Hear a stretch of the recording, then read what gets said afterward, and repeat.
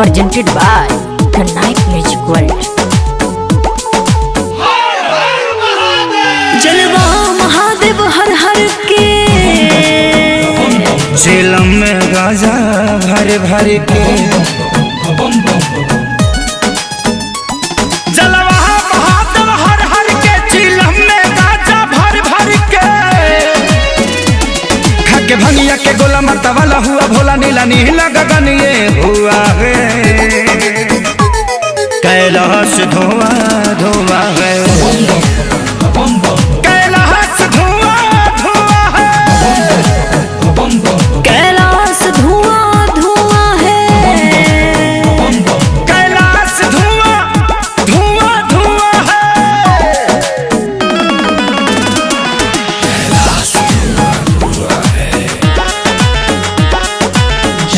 जय हो शंकरा भोलेनाथ शंकरा आदिदेव शंकरा हे शिवाय शंकरा।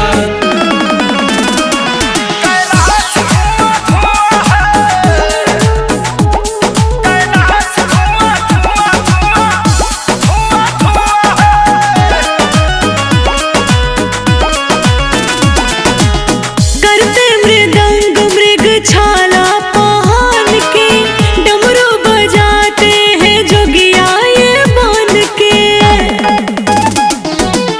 करते मृदंग मृग छाला पहाड़ के डमरू बजाते हैं जोगिया ये बन के। जाता में रखते हैं भोला गंगा को अपने बांध के सर पे अपने सजाए हैं जान के। ये तो है विषधर शिव शंभु त्रिपुरारी विष पी गए भर भर कुआं है। कैलाश धुआं धुआं है कैलाश धुआं धुआं है। कैलाश धुआं धुआं है कैलाश धुआं धुआं धुआं धुआं धुआं है। ओम नमः शिवाय ओम नमः शिवाय ओम नमः शिवाय ओम नमः शिवाय।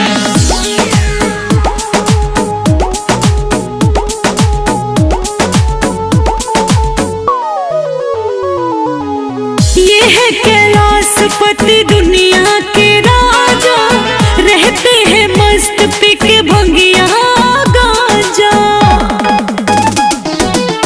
ये है कैलाशपति दुनिया के राजा रहते हैं मस्त पी के भंगिया गांजा। सावन में अपने भक्तों पे अमृत बरसाते दर्शन के आतुर सारे चरणों में आते। लिखे जय बचन गावे खेसारी भजन पर हुआ जो चरण को छुआ है।